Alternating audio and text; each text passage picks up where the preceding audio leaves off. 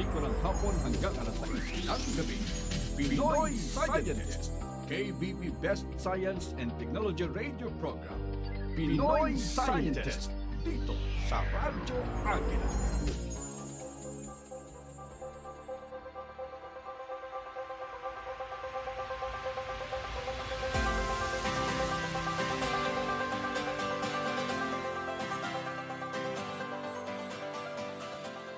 Sir naman po, magandang hapon sa lahat ng mga tagapakinig ng Radyo Agila. Kami pong inyong Pinoy Scientist at kompleto kami ngayon. Ako po si Dr. Caster. At ako po si Doc JD. Kumusta po? Ay, si Doc Guido nandito rin. Hi, good evening everyone. So ito si Dr. Guido. So mukhang puyat tayong lahat sa pagsalubong ng bagong taon. At syempre, buti na lang ay hindi masyadong polluted ang ating kagabi. Hindi masyadong nagpapaputok ang mga tao, no? Kasi pinagbawal ni Mayor Joy yung fireworks sa Quezon City. So sa Quezon City, although may mga narinig ako, may mga syempre hindi pa rin sumusunod sa batas or sa ordinance. Pero in other cities siguro meron, pero ayun. Dito ako sa San Pablo City at syempre binabati natin ang lahat no sa bagong taon nga. Dito ako sa San Vicente, San Pablo City, nag-spend ng New Year's Eve, no? 'Yon, kagabi. Maingay kasi may mga kumakanta sa karaoke, ganun the usual. At ako'y namili sa Nepa Q-Mart at nagulat ako sa sibuyas. 500, 600 pesos per kilo. Ano ba yan? Totoo nga yan, Dr. Custer, sobrang taas ng presyo. And we're hoping, of course, ang sabi nila, harvest season naman for onions sa January. So let's see kung bababa by this January yung prices ng onions. Sabi na bababa daw to 50 or something like that. Pero we'll see kung ano. It worked, ha? Doc JD, yung pansit, nilagyan ko ng onion powder kasi ang mahal ng onion. Sabi ko nga, it's so small, ang liit. So, anong gagawin ko doon? Paano mo hihiwain? So, sabi ko kung ihiwain ko ito, bibili na ako onion powder. Onion powder is only 20 pesos. Imagine. Pero Yeah. sadly, talagang lahat ng mga bilihin halos talaga ay nagsipagtaasan kumpara sa dating presyo at talaga yan ay ramdam, no? Ramdam naman natin talaga. Lalo na bilang mga may bahay, di ba? Siyempre, usually nasa palengke tayo. So alam natin na talagang malaki ang itinaas, no? Na mga bilihin. Pero yun nga, dahil kailangan pa rin talaga ng positive disposition kahit nasabihin natin na patuloy pa rin tayo no na sa pag-a-adjust. Tayo ang mag-a-adjust sa mga nangyayari. Hindi nag-a-adjust yung presyo sa atin ano. Patuloy pa rin tayo, Doc JD, and very resilient yung mga Filipinos, and sabi nga sa pag-aaral tayo yung happiest country. So despite all these challenges, happy pa rin tayo. Tingnan mo tayo. Pero yun nga, tama si Doc JD, hindi lang may mga certain goods na mas mataas than normal yung presyo nila. Pero overall, mataas talaga yung mga presyo ng bilihin because of the inflation. Hopefully mag-subside na yung prices ng fuel kasi medyo drawn out na itong war ng Ukraine and Russia. Hindi ko nga alam kung kailan matatapos parang patuloy lang siyang people expected matatapos siya last year pa pero hindi, patuloy pa rin siya. So yan, marami tayong challenges and but this is the new year, 2023 na, Dr. Custer and Speaking Dr. of war, Dr. Guido, di ba Ukraine and Russia, sila yung mga top producers ng wheat in the world. Yeah. So, ang mahal na rin ng cakes. Yes. So, affected lahat. So yung bread, tumaas yung prices, yung cakes. Siguro senyales yan para magbawas na tayo sa mga sugar. Kasi sugar din. Parang kasi nga yung health naman natin, ang taas talaga din ang sabihin nating sa populasyon natin na may diabetes, no? So, yun ang isa sa mga problema sa public health, no? It's really a public health problem. So, sana nga ay talagang maging conscious sa mga tao, not only sa sugar but also yung mga cholesterol, yung mga fatty foods, ganyan, lalo na ngayong nagkaroon nga ng holidays, panay ang kain ng mga tao. So I think, Doc Caster and Doc Guido, magbabatian muna tayo at mauna kayo ha, kasi meron ako yung atin pa rin, patuloy pa rin po ang ating advokasya sa atin pong salitang Tagalog, balikan para di malimot. Pero kayo muna ang babate, no? So, ihuli na lang akong bumate o ako na muna. Isa lang babatiin ko lang naman si Dr. Victor Amroso, academician ng Central Mindanao University. Yes. Maligayang araw po. Ngayon po ang birthday ni Dr. Vic Amroso. And he's already 70 years old, but he's very active in research. At I remember nagkaroon ng R&D forum ang Central Mindanao University. Siya rin ang nagpe-present. Sabi ko, ako yung evaluator. So sabi ko, Sir Vic, wala akong karapatan mag-question sa iyong mga studies. But it's age is just number, and talagang ngayon ay talaga it's a sign that people should be very busy para hindi talaga tatanda. Oo nga. Okay. Happy birthday. Mahal po namin kayo, Dr. Vic Amoroso. Okay. Doc Guido, babati. Yes, babati lang ako. So, of course, happy 2023 sa ating mga listeners and viewers. Sa inyo rin, Doc Custer, Doc JD, and Dexter, and syempre sa mga Miko. And Miko. Yes, Miko, sa people sa studio natin. And then sa aking mga Twitter friends. Twitter friends talaga. Twitter friends. Wala ako niyan. Wala ako niyan. Okay, si Belle, Melissa, Negatron, David, Real Maury, Phil, Blank Epoch. Yung iba hindi real name sila kasi mga call signs kumagana. Albert, Manuel Prey, Gigi, Magpie, Chewy, Father Nongnong, Bing, and then Pat, Roche, and Sai, and then Insomniac. May mga iba pa na hindi ko nag-greet. Si Joyce. May questions din si Joyce for me later. Babasahin ko siya mamaya. May 3 questions siya about COVID. Yeah. Mary Rod, Dan, so ito yung mga nagme-message sa akin, Pau, and everyone, and also the Alumni Association ng PSHS. So nakikinig sila since member ako ng Alumni Association. Okay. O sige. So thank Dr. you. JD, hindi na natin maabot si Doc Guido, no? Talagang Twitter na siya ngayon. Before the pandemic, parang pareho lang naman tayo ng level ng pagka-techie, no? Gabi naman. Magkita na rin tayo siguro after parang this January, dapat magkaroon tayo ng pagkikita. I think this week pwede siguro, kung pwede kayo this week. Tingnan natin kasi sa San Pablo. Okay, so ito po naman ang next week. Okay, ang aking mga babatiin at sila po ang mga sabihin nating masigasig sa atin pong palaro na simple lang pero para po ito sa ating sariling wika. Ito pa ang mga panalo, si Chalin Velasco, si Demet Quasay, Conrado Adalia, Mel Messinacheng, Nector Alvero, Joy Alvero, Ernesto Samson Jr. at si Romeo Lopez. Gusto ko ring batiin ang aking friend na si Angie Malyari na taga dito sa San Pablo ng maligayang kaarawan. So yan po ang mga bati ko at siguro tutuloy na tayo saan? Sa ating... May tula ka ba ngayong hapon, Dr. JD? O naman. Hindi syempre mawawala ang tulaan sa segment natin. Oo. So sa tulaan segment, ang titulo ko na lang po at dahil wala po tayong panauhin at ito po ay ating special edition ng paunang edisyon o pagsasaere o pagsasahimpapawid ng Pinoy Scientist, ay pinamagatan ko na lang po mapagpalang bagong taon 2023. Pwede na 'yon, Mapagpala, blessed, no? Parang ganun. Sa unang pagsasahimpapawid nitong programang Pinoy Scientist, ngayong bago na ang taon sa daigdig, 2023 na ang isusulat nating higit. Sisimulan natin ang programa sa pagbati sa mga nanalo sa advokasya at mga pagbati ni Doc Caster at Doc Guido nga pala, kung saan sariling wika ang bida at ito ay simpleng palaro pero matutuwa ka. Pagkatapos ng batian ay ang pagbabalik tanaw sa mga naging diskusyon ng mga nakaraang araw dahil bago na ang taon sa mundong ibabaw, talakayin ang plano ng siyensya at teknolohiyang sinasaklaw.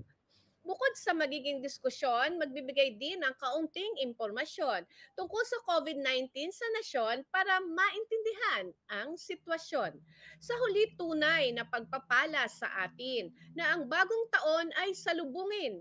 Marami ang di nabibiyayaan na ito ay gawin, marapat lamang na ipagdiwang at ipagpasalamat sa Diyos na may likha sa atin. Salamat po, Happiness. Ang oras po ay 10 minuto makalipas ang 5:05 ng hapon, Philippine Standard Time. Nagbabalik po ang Pinoy Scientist. Ang oras na ito ay hatid sa inyo ng Cable Link, your link to a world-class entertainment. EBC, Eagle Broadcasting Corporation. Ito ang Radyo Agila.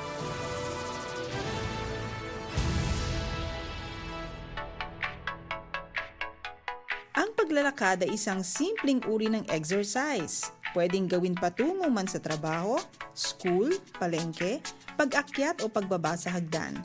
Alam niyo ba na ang 15 to 30 minutes ng brisk walking o mabilis na paglakad araw-araw ay may malaking positibong epekto sa ating overall health? Ang mga benepisyo sa paglalakad ay ang mga sumusunod. Una, pang-iwas sa sakit sa puso. Pangalawa, malaking tulong sa digestion. Pangatlo, pinapatibay ang ating baga. Pang-apat, pinatitibay ang ating bones and joints. Panlima, panluna sa back pain. Pang-anim, hinuhubog ang mga kalamnan. At pampito, pinapakalma ang isipan. At ngayong alam nyo na ang benepisyong dulot ng paglalakad, ano pang iniintay nyo? Simulan na nating maglakad. Nakatitipid ka na, mabuti pa sa kalusugan. Isang pangkalusugang paalaala ng Radyo Agila. Mga bagong kaalaman sa siyensya at teknolohiya. Alamin sa programang Pinoy Scientist. Tuwing linggo, alas 5 ng hapon hanggang alas 6 ng gabi. Pinoy Scientist. KBP Best Science and Technology Radio Program. Pinoy Scientist. Dito sa Radyo Agila.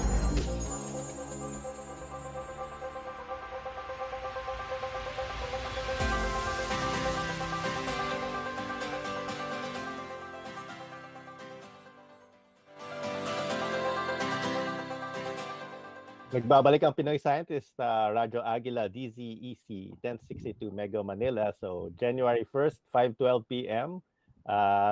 Happy Sunday. Kasama ko si Dr. Custer and Doc JD. Ako si Dr. Guido. Ayan. So, natatandaan ko, Doc Castor, Doc Guido, na nung isang linggo, nagkaroon tayo ng pagbabalik tanaw na konti tungkol sa ating mga naging episode dito sa Pinoy Scientist itong nakaraang taon, sabi natin 2022.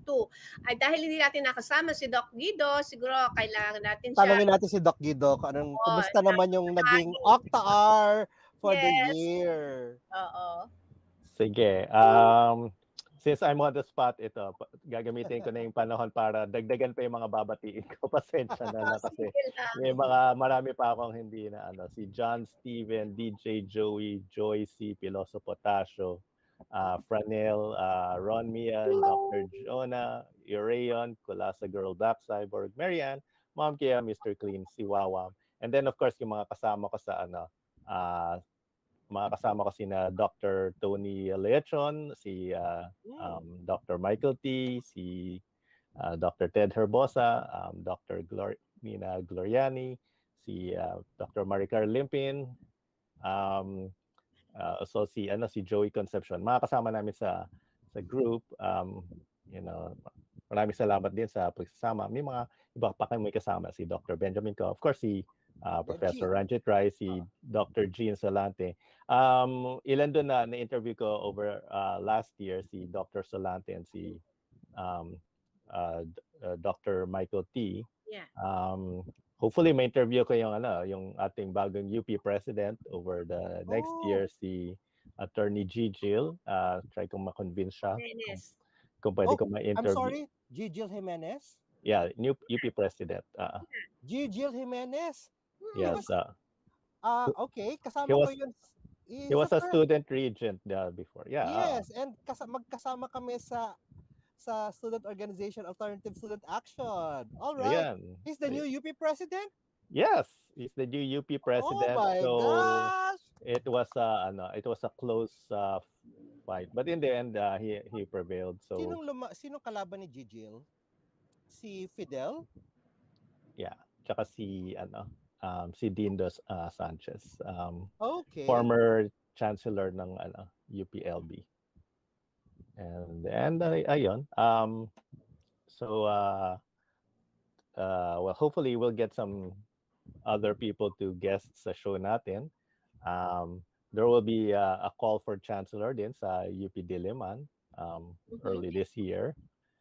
So we'll see what happens there. I'm not sure kasi yung mga tatakbo. Presumably si Chancellor Nemenso will maybe go for a second term or we'll see. May mga narinig ako pero I don't want to share it here kasi baka hindi Baka masabi Marites ka. Marites talaga ako pero may mga narinig ako mga possible permutations or something. Permutations. So yun, but there's a lot of changes. UP Manila will most likely have a new chancellor din sometime later in the year. Yeah, in the year. May mga narinig din ako doon. Pero Marites na ako ngayon, hindi lang ako Octa Hour. Hindi lang ako science communicator ba na tayo. Marites, siguro pag nakita-kita tayo may kwento-kwentuhan. What about 1UP, Doc Guido? Were you included in the list for 1UP awardees? I'm sorry, Dr. G, 1UP awardee. Ano yun? Parang it's being given to faculty, no, who after submitting all the requirements, and there is such a process, no, and then rank nila yon, and then so yon. So may sa department namin, I think we have 4 and another 3 for the faculty kasi there is such a professorial and faculty, but it's an ongoing parang incentive siya. Talaga namang Is it incentive. fair? Nakapasok ka, Doc JD? Doc Hindi. Gidos? Hindi Unfortunately, hindi ako nakasali. But, it's all right. Siyempre, meron naman sila mga criteria. And, so, okay lang ako. Parang, talagang gano'n, di ba? Okay lang din ako. Actually, I didn't get an award. And, so, okay. It's a bit surprising. Hindi naman sa dahil confident ako. Pero, supposedly, marami nag-apply for the award and they only were able to give out to half of those who applied. So marami hindi nabigyan.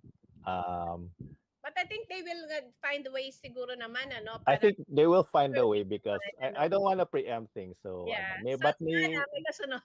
Right, kasi may kasi itong award na to, unlike kunyari yung UP Scientist, you can apply for it every year. Pero ito, it's only given every 3 years. So, I think there's yun nga, there's some, well, ayoko pangunahan. Like I said, Marites ako, pero ayoko pangunahan. Kasi Also, the budget thing, no? Parang yeah, budget din, Parang so budget. I respect the process and Yeah. so ayun. Well, it's meritorious, but ano yun, nagkulang kayo ng points or nagkulang ng pera? I think it's the Nagkulang ng pera. money, I think. Parang kasi naman parang yun ang alam ko. Kasi nga, sa sobrang dami ng pupwede, siguro, tapos na short yung kanilang budget for that. Parang ganun. Yeah. And hindi kulang sa points because kasi it's meritorious pero Oo nga. Anyway, sige. And so, yan ang ating mga nitong nakaraang taon, yung 1UP award. Ano pa ba? Ako naman, hindi rin ako nakasali last year sa upgrading ng career scientist kasi ang dami-dami kasi mga paperwork. So, I'll try next year, itong year na ito, 2023. Okay. I think na-meet ko naman yung minimum criteria ng publications. I think I had more than 20 papers since I came out as a career scientist. So, Doc, I have a question with career scientist process. Ano ba to? Is it a yearly yearly mag-a-apply ka to upgrade o how is it Meron kang points na kailangan makuha, and yung points na yun in terms of publication, patents, and even students. So, I had a lot of students, ang dami natin students, Doc JD, so kasama Oo. yun sa aking mga points. And Yes. then, publication, kaya nga laging paper. Pagdating ko sa opisina, paper. Habang naghihintay ng programa natin, nagsusulat ako ng publication. Grabe ka. Ang tanong ko lang, hanggang saan ba ito? Kasi career scientist 1, career scientist 2, hanggang saan ang career? Parang kung sa professor na step, meron tayong professor 1 to professor 12. Pinakamataas is What about Scientist career? 5, but hindi ka Scientist 5? magiging Scientist 5 unless you become a national scientist or an academician. So, dapat So, magiging part ka ng NAST. yeah, so nangangarap lang ako ng Scientist 4. Oh, so ang requirement for parang maging career scientist 5, academician. Academician level ka na, saka you meet get a lot of publications talaga. As Okay. in, Oo. last year, si Dr. Agdepa, ng director ng Philippine Imelda, Food, si Ma'am Imelda, Ma'am Imelda Agdepa, I think she had nutrition. 15 papers. FNRI, she's Oo, sobrang galing ni Dr. Agdepa, ang director ng FNRI. 15 papers. Just imagine that. Halos isang buwan, halos less than a month may meron siya. napapublish na paper. So, mahirap. But, syempre, andi dito tayo sa career ng pagiging nasa Scientist. scientist. So, we have to write. Oo. I mean, writing is one thing, getting data is another thing, di ba? But yun nga, pero parang ang pinaka-ultimate din talaga, yung ating mga researches na nagagawa ay talaga na to translate into something talaga nagagamit ng ating masa. I mean, ibig sabihin, pag nagawa na ang mga foundational studies, no, basic research, applied research and all that, meron na talaga siyang sabihin nating produkto na parang eto na, evidence-based, no? Yes. Lagi ko And narinig. that's an addition of knowledge. But I right now, itong 2023, nag-iiba na ngayon ako ng nagliliwas na ako, nag-iiba na ako ng pathway kasi iba Ano? na yung aking perspective. Nasa innovation na ako. But later on, we can discuss innovation. But I'd like to know more about COVID ngayon kay Dr. Guido. Siguro, yeah, Oo. after ng ating ano na muna yon, no? Parang we still have ilang minuto before our break, Doc Castor, o mag-start na tayo ng Mag-start COVID? na tayo ng COVID kasi I think COVID now is resurging in the news, and people in China. seem to be very complacent. Kanina sakay ako ng bus, may mga tao hindi na nag-face mask. Nasa gym ako the other day, wala na rin face mask ang mga tao. So, I don't know. Dr. Guido, ano bang latest natin Sige. sa COVID? Well, regarding yung face mask wearing, initially, nung ginawa ng optional yung may executive order na ginawang optional na indoors, matas yung masking natin. I would say at that time, nasa 80%. So sometimes I conduct Twitter surveys, tinatanong ko yung nila. The Twitter survey is not scientific, pero at least we get a sense of how the people feel. And mataas pa yung masking nun. Pero I think may may sort of fatigue. But I think people are getting used to the situation. They're not seeing big numbers. The number of cases are low. Pero that's because we're also testing a lot lower now compared to last year. At the same point, we're only probably testing 25% of what we were testing last year. And nangyayari is tuloy-tuloy lang yung pasok ng mga variants and subvariants. This year alone, we've had, I would say, 4 waves. Noong January, we had yung Omicron BA1, BA2. Sobrang dami na ng subvariants. And then noong June, sa Metro Manila, we had the Omicron BA5 and BA4, and to some lesser extent, the BA 2.12.1, 2.75. And then after that, we had the XBB and the XBC. Again, some other subvariants sprinkled in there. And then we also had probably the BQ. May nagagalit kasi sinasabi ko it's the BQ wave. But what I mean is that's my opinion. Na it could be the BQ, but we don't have enough data kasi to say which one's the dominant one until after kasi we conduct genome sequencing, pero it's usually a bit delayed. And right now, ang concern kasi is, well, so going back, kaya mababa yung cases na nakikita natin, partly because hindi na ganun kataas, but partly because hindi na rin mataas yung testing natin. A lot of people are now using antigen testing or not getting tested even. Or So they're vaccinated, Doc Guido, and mababa, I mean, they become asymptomatic or yung symptoms nila are not so and that's the severe. that's the perspective of mga kababayan natin. So that's why they don't wear the face mask anymore. Kasi feeling nila, oh, vaccinated naman ako, mild lang naman yung Omicron. And let's not forget na mild yung Omicron, pero it can still be severe for certain people. At tingin ko, because of the season of the year, kumbaga parang ito yung malamig na panahon, parang nagiging ano nila, nagiging dahilan na, sipon lang to, ay what if ito pala talaga ay part na ng pagkakaroon ng COVID. So tapos hindi rin nila papansinin yon, and so infectious na pala sila. I think that could be one reason, di ba? Kasi di ba pag ganitong panahon, talagang malamig naman, so sasabihin nila ay hindi magpapatest, no, pero what if, no, sila pala ay walking, nandiyan nakikimingle, and meron pala sila na ng COVID, no? So I think isa yon, no? So what Yes, do you think, Doc Gil? tama yan, Dr. JD. Now, the concern is, ang concern natin is mainly sa China because Oh, they're getting a lot of cases and they're not reporting the cases.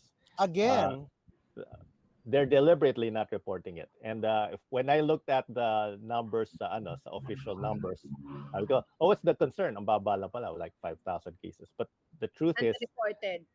they're getting, I think, 20 million plus in a day.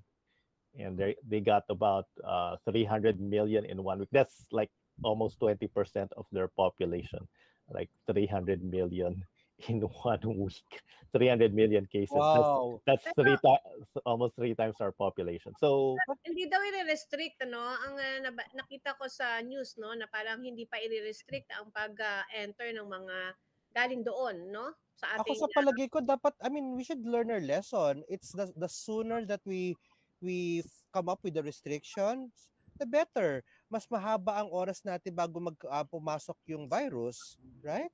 yeah, there's some discussion about in fact yung Bureau of Quarantine is wants some restrictions.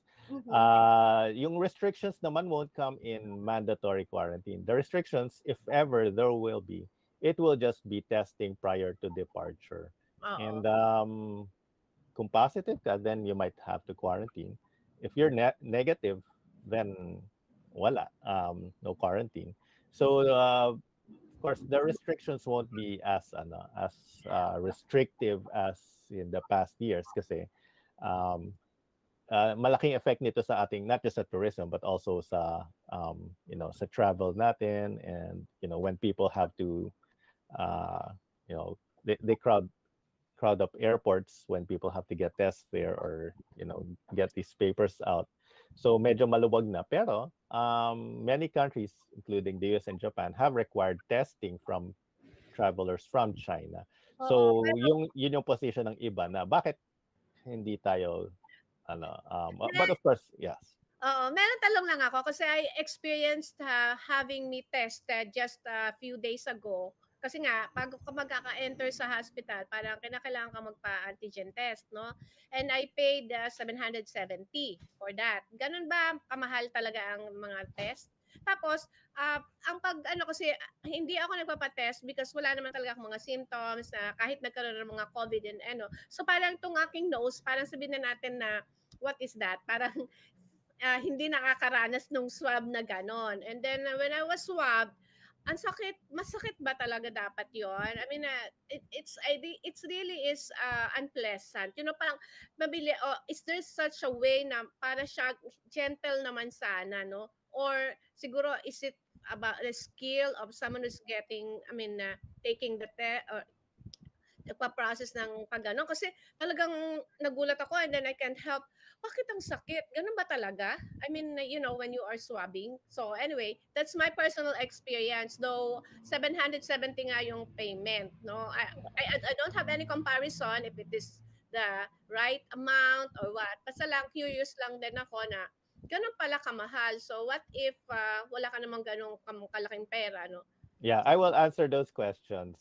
Siguro maganda sagutin ko yan after the break. All right. We'll have a quick break, pero stay tuned. Huwag kang aalis. Andito yung mga kasama ko, si Dr. Custer and Dr. JD. Ako si Dr. Okay. Guido. EBC, Eagle Broadcasting Corporation. Ito ang Radyo Agila.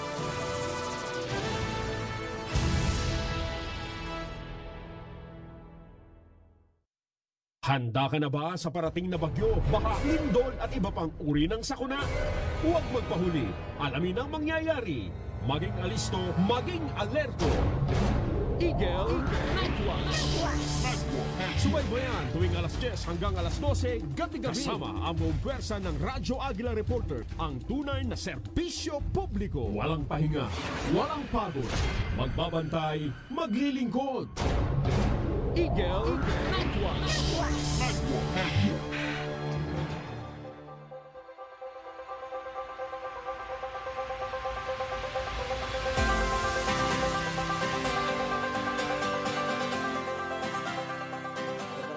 Oras po natin ngayon ay 31 minuto makalipas sa 5 ng hapon, Philippine Standard Time. Nagbabalik po ang Pinoy Scientist, DZEZ 1062. At ako po si Dr. Custer, kasama ko si Doc JD at si Dr. Guido. Ayan. Balik po tayo sa atin pong talakayan tungkol po sa updates, tungkol po sa COVID-19. At ako nga po ay nagtanong tungkol sa aking karanasan, ano? Kasi lately lang ako naka-enter. Kasi pag papasok ka pala sa hospital, kinakailangan ka talagang it's I think mandatory na pag magiging bantay ka for a patient, for example, ganun. Yes. Tama yung sabi mo, Dr. JD, sa hospitals, mandatory yung testing. And a little bit of history, no? 2020, we initially had yung rapid tests, rapid antibody testing, na hindi gano'ng kataas yung precision niya or yung accuracy. And then shortly after, nagsimula na ma-scale up yung ating RT-PCR testing, which is sinasabi ng Department of Health, the golden standard for testing. Mataas yung accuracy nito. At that time, Doc JD, yung RT-PCR testing, I guess hindi ka nakapagpa-RT-PCR testing. Pero nung time na yon, the cost was initially mataas nga siya, umabot ng mga 3,000 to 4,000. And swab talaga siya sa ilong. Kung masakit ba siya, ilang beses na ako na swab. Kasi minsan nagpapaswab ako because na-expose ako. So gusto ko malaman kung meron ako or not because sometimes I visit my mom and kailangan alam ko kung may dala akong COVID para hindi ko siya makawaan. And may mga iba na medyo mas mabigat yung kamay, may mga iba na mas magaan. Pero at the minimum, medyo nakakaano siya. Siyempre It's unpleasant. It's a bit unpleasant, pero may mga iba, for some people, parang it's more unpleasant than for other people. Para sa akin, tolerable naman siya. Parang siguro na naluluhala ako or ano ko when I get the tests done. Pero yung sa antigen testing, it's available. You can do self-test. It's available in some drugstores. Kasi may friends ako na umuwi from the US, tapos nagdala rin sila ng mga test kits na nabibili nila off the counter. Usually pag self-test, hindi siya kasing lalim yung pag-swab. Pwedeng nasa periphery lang. Kasi pag nagpapatest ka talaga sa test centers, talagang yung swab talagang sabi dalawa kasi. So parang I was really taken aback. I mean, well, if you're prepared for it, you know what to expect. If you're not prepared for it, siguro magugulat ka na. Kasi parang umaabot siya sa brain mo. Sabi ng friend. Oh my God. Parang parang tinutusok ko sa umaabot sa brain. Pero now antigen tests are more popular. They're decently accurate, and I know na in some test centers you can get it for mga 300. Maybe mas mahal siya dahil sa hospital. Yeah. Marami na kasi mga test centers eh. In most parking lots sa malls, you can get tested. So pag nagpapatest ako, usually ganun. 300 or 400. Hindi na ako bumibili kasi papatest na lang ako para medyo official yung result, at least, somebody kasi kung ako, there's a chance na I might not be able to test myself well dahil I'm conducting the test, baka hindi ko masundot ng maayos. Pero for those na ayaw yung sa nasal, meron din naman na saliva tests available, although from what they say, hindi siya kasing accurate compared to the yung nasal.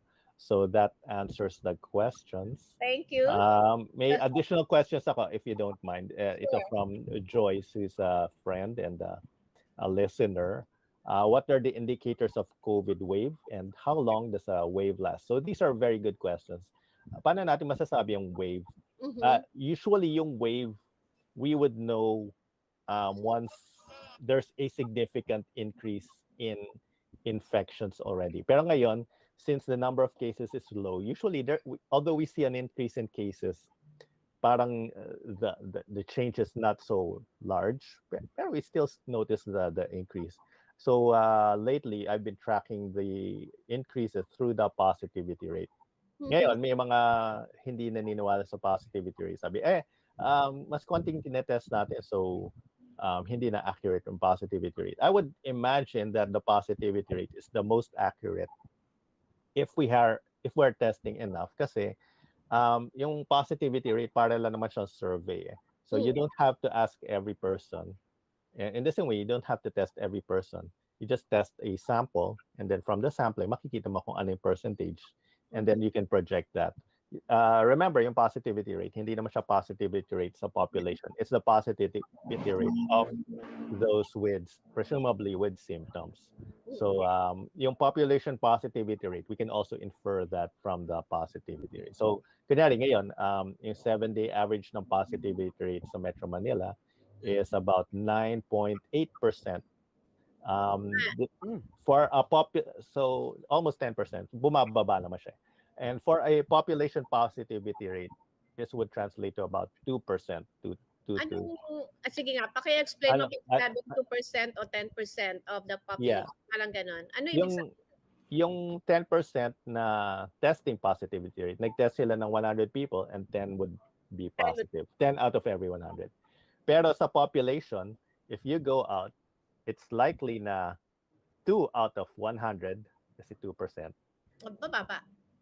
2 out of 100 people you meet will be positive. So if you're in a mababa, pero if you're in a party of 50 people, there's probably one na may dalang COVID doon.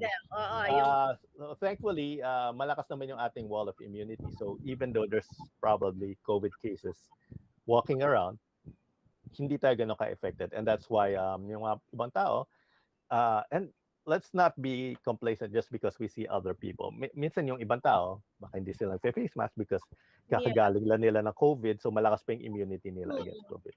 Or kaka-boost lang nila. So, yeah. Pwede ako magtanong kasi nga hindi na ako nagta-track down ng COVID. Parang nagkaroon din ako siguro ng COVID fatigue, no? For some reasons. So parang nag-shutdown yung isip ko. Parang in a way, hindi ko na tinitingnan ilan na ba yung cases ngayon. Meron ba kayong record ng, kasi kung saan mo ibinatay ang iyong positivity rate, di ba? So meron ba kayong number of cases? For example, ano yung, ano na ngayon? 1,000, mga ganon. Meron ba ka bang masasabing yeah, sure. So right now sa Philippines, we're averaging about 500 cases per day, 523 cases. So that seems low. And this is on the positivity rate of around maybe 8%. But if we look at the situation last year, kunyari, na with a similar positivity rate of, let's say, mga 8%, the number of cases at that time was about 7-day average of about 8,000. So what that means is, ano ibig sabihin yan? Pag may magtanong sa akin, ano ibig sabihin yan, Dr. Guido? So since yung positivity rate is closer to I would assume it's closer to reality, dahil mas konting tinetesting, we're only seeing 500 cases per day now, but compared to last year, it should be mga 8,000 cases per day.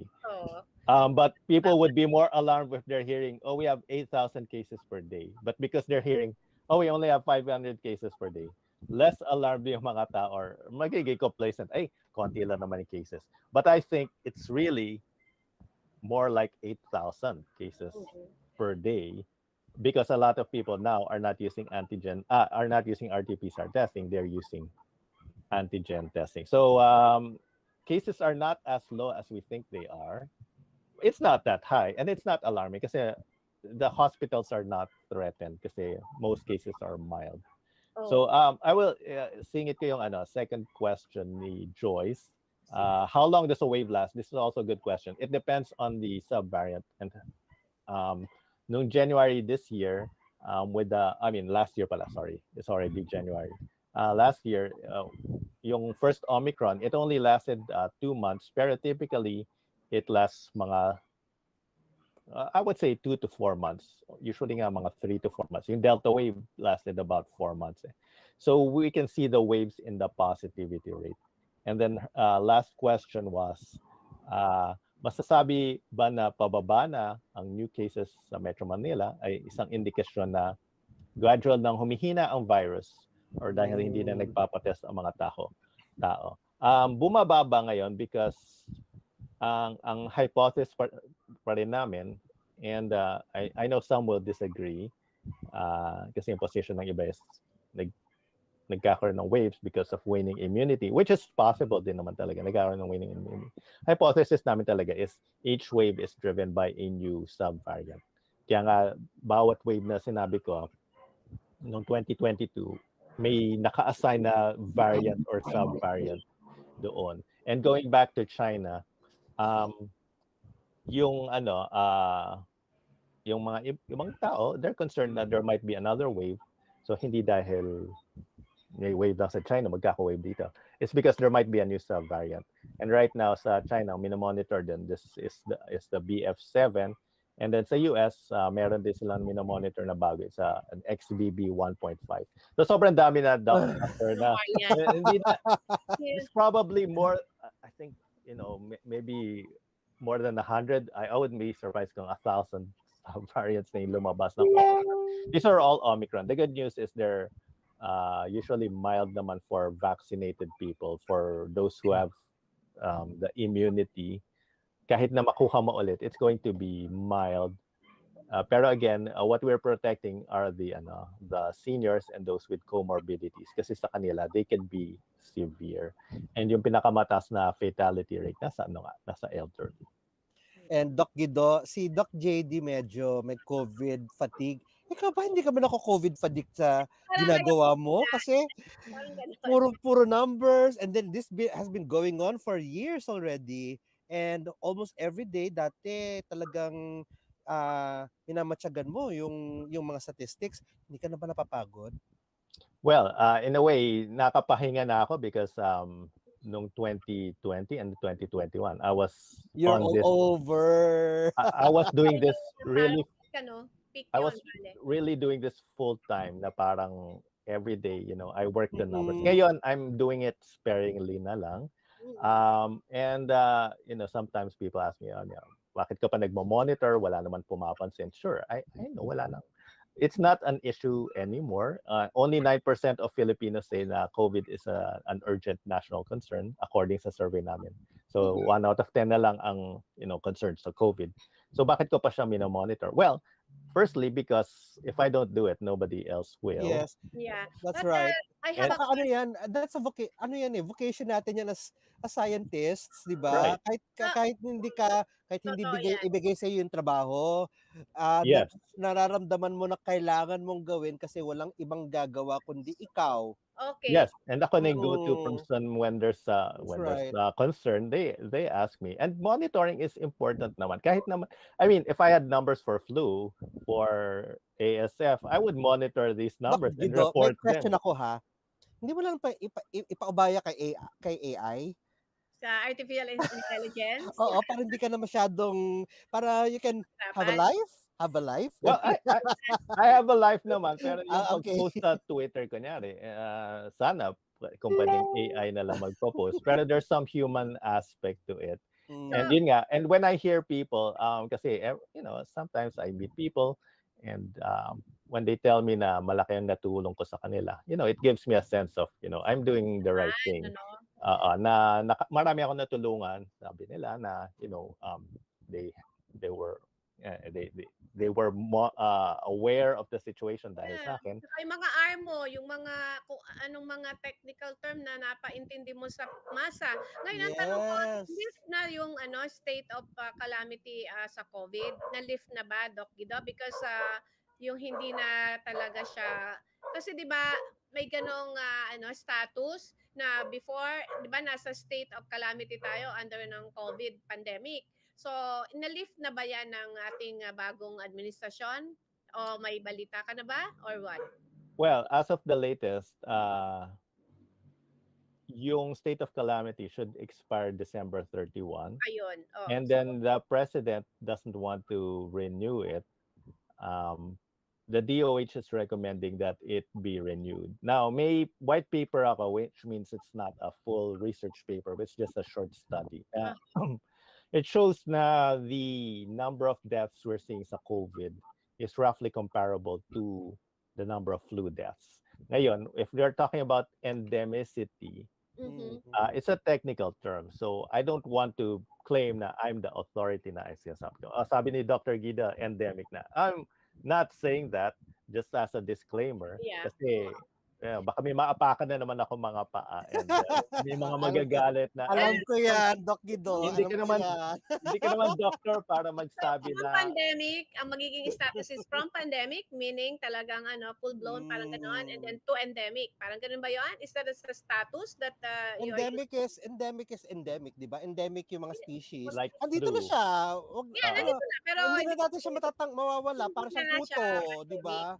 ibig ko sabihin, hindi na siya gano'ng ka-problematic. Ganun ba yun?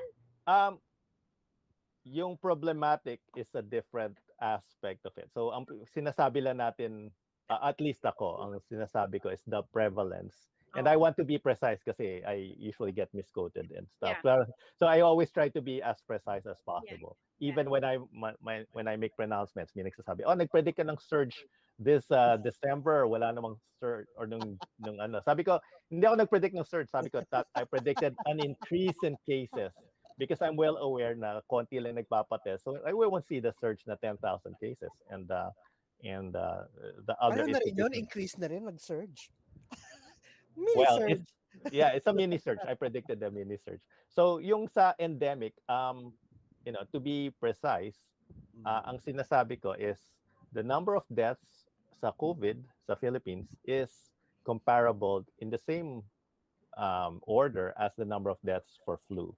So if that can be evidence or supporting information na to say na maybe we have reached endemic na, which means yung sinasabi ni Dr. Castor na andito lang siya like dengue. You could have uptakes, downtakes, you can have waves, pero hindi siya masyadong lumalayo sa mean. Then there's a parang it's like saying na parang endemic na siya. And I'm being precise na sinasabi ko, parang endemic because... But Doc Guido, sinasabi mo parang endemic, but then kailangan wag i-hit pa rin yung gusto ng DOH na i-maintain ang state of calamity. So, does that, meron bang ano yan? Yeah. So, are those two things in contrary? It may seem like it's in contrary. And I also asked this sa Twitter ko, kung sino yung if they're in favor of extending the state of calamity. I'm surprised na on Twitter, at least, more than 50% said they prefer to see an extension of the state of calamity. So mga 52%, pero close naman. And then maybe 40% said no, huwag na extend your state of calamity. And then the rest undecided. Are they in contradiction? It may seem like it's in contradiction. And but yung firstly, i-address ko yung tanong ni Doc JD na sinabi niya. Does it mean na okay na tayo, na we're safe na, ganon? Not necessarily, because there are aspects of COVID na not well understood, which we're still just starting to understand. Interview ako last year, a molecular biologist din. And she's saying na yung long COVID is a definite problem because COVID, yung the virus is like HIV daw, na it attacks mga ACE receptors. And maybe Doc Custer would have more knowledge of that. But it weakens the immune system, basically, yun yung sinasabi niya. And even after COVID is no longer there, affected din katawan natin, na our immune system is weakened. And that's why at least 30%, according to data, find themselves with long COVID na iba-ibang manifestations. And this is a concern. Even if you can say na, okay, endemic siya because it's mild and, not many hospitalizations. I would rather not get COVID.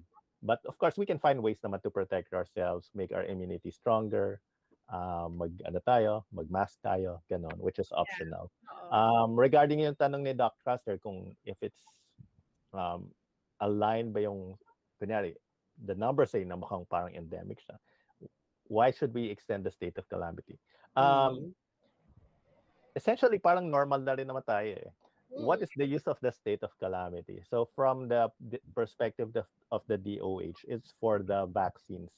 Kasi if we are in a state of calamity, legally, we can use these vaccines under EUA. Pero if we're not in a state of calamity, wala na yung EUA. Kasi wala namang emergency. Bakit kami EUA? Ano yung EUA? Yung Emergency Use Authorization, which bypasses certain controls of the FDA dun sa vaccines. What it means is kung wala na state of calamity, wala nang protection yung mga vaccines. They will have liability if something goes wrong. Kasi ngayon, under state of calamity, kung may mga side effects yung vaccines, sasabi ng vaccine companies, wala naman kaming liability because this is under emergency use. Because it's under emergency use, hindi pa siya na-test ng... So the meaning of state of calamity is not necessarily calamity as in, everybody has to make some sacrifices, but really it's more of the legal aspect of it's more of the legal aspect. Yeah, Well, it's the implications. The implications is the legal. The meaning of the state of calamity, technically, is yung sinabi mo na may calamity, pero wala ng calamity, but they want to keep the legal aspect of it. So yun yung... So it is that's meant to the decision. protect the pharmaceutical companies more than the people? Ganun ba yun?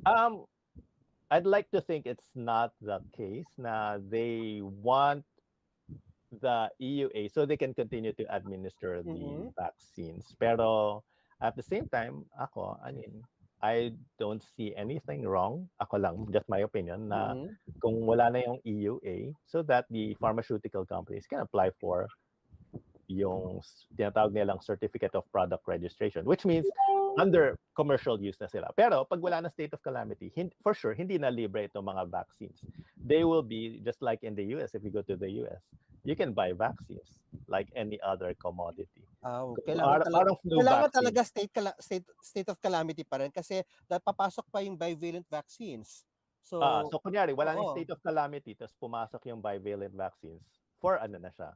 For purchase na siya. And it's not going to be inclusive anymore. And kung hindi na inclusive, yun yung weak spot ng ating population kasi ang daming may hirap, baka hindi sila makabili ng vaccine. We only have 5 more minutes. So siguro, let's wrap it up.